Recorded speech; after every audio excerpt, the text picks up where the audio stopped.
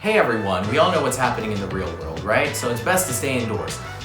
But I can't stand it anymore! I've been in here for 2 weeks! What am I supposed to do now? Breathe air? Well, at least let me breathe fresh air. So I had a plan. I was gonna go outside and actually get some fresh air, and step outside for a little bit. And I could also say I was in a deadly confrontation by doing that. So I went on with it. A police officer saw me, gave me a ticket, and now I have to do a Pokemon Mystery Dungeon discussion to pay it off. That's more work that I didn't have to do, so it's my fault for going outside. Just gamers, do what we have to do. Stay at home. I'm not a true gamer. Pokemon Mystery Dungeon is a wonderful spin-off series that provides its own story about the same Pokemon we all love. I have a real soft spot for Mystery Dungeon games, as they always seem to succeed in its story. So when I heard that they were making a remake of the original games, I was freaking out. These were pure remakes of Red Rescue Team for the Game Boy Advance and Blue Rescue Team for the DS. So let's talk about them. Let's see if this game is worth picking up, even if you aren't a Pokemon fan or an RPG fan. Let's begin with the overall story of the games. The main Mystery Dungeon games are all based on you becoming a Pokemon and figuring out exactly why you were turned into one. Aside from that, you basically journey around the world with a partner and help other Pokemon in need. It's really all you need to know about the story from the start, and the rest plays on from here. I will say the overall story for these games are still very good. I don't believe much was changed from the original game, so if you've played the games before, you will probably find the game story to be very similar, if not the same. Now, this game takes on a very different art style for the overworld in comparison to the original. I will admit it was kind of strange seeing this new art style, but I did get used to it and I even started to appreciate it. It gave a new feeling to the games entirely.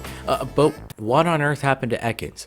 Overall, the Pokemon models are really solid as they continue using 3D models just like in the previous 2 entries of Super and Gates to Infinity.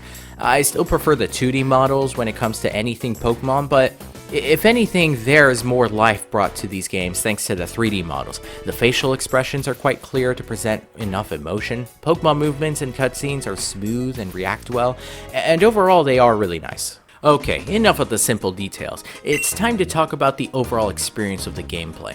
Mystery Dungeon games are turn-based RPGs, but different from the ones in the main series. You control a Pokemon that will lead a team through dungeons filled with enemy Pokemon and usually ending off with a dungeon boss. The dungeons are made in a grid format, with every step and attack counting as 1 turn. When in battle, aka getting attacked by a Pokemon, you still have 4 moves that you can use to attack your opponents, just like in the main series. However, each attack has a different effect outside of the amount of damage they cause. Some attacks can reach many spaces further, and some attacks are able to attack more than one foe.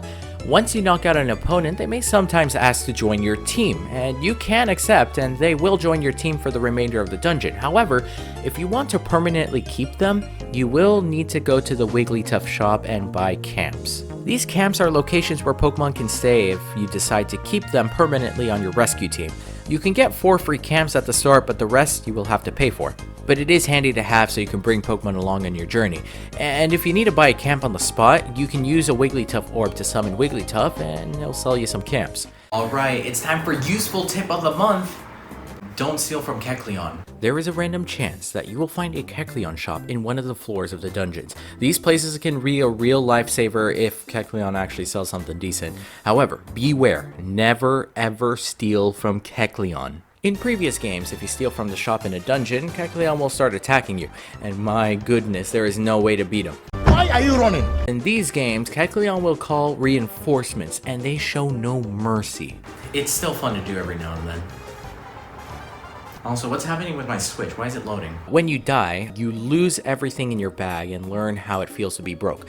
That's why it's always best to drop off important items you pick up at the Kangaskhan storage and also deposit some money at the Felicity Bank. Trust me, you really get screwed over when you are back to 0 in the middle of the game.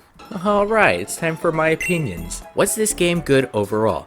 Yes, in terms of a remake, it did well in recreating the original games while giving it differences and upgrades. However, my only issue with the game is that it can be run through fairly quickly. Doesn't mean that the game was necessarily easy because there were some struggling moments through my playthrough, but if you really aren't one to take your time through games or you really want to see how the story wraps up, you could finish this game much faster than other RPGs. It's also fairly easy not to use the additional features that they do provide, such as linking moves.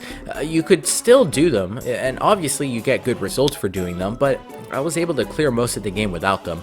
Other than that, for me, this is a very solid game that I think fans of the original games will definitely enjoy, and I think a lot of newcomers will also enjoy the games. It just provides something different from your typical main series experience, and as an RPG alone, it is a wonderful game worth trying. So overall, it's a pretty good game, and I truly enjoyed it, even with the nostalgia factor, because come on, I really enjoyed the original ones, and it was just nice to see it remade into the modern console, so it was pretty nice to see that. Makes me hopeful that maybe one day we'll even get an Explorers of Time, Darkness, and Sky remake. Like, that would be incredible. Well, until then, I'll just be waiting here. Yeah. Waiting for you to hit that subscribe button.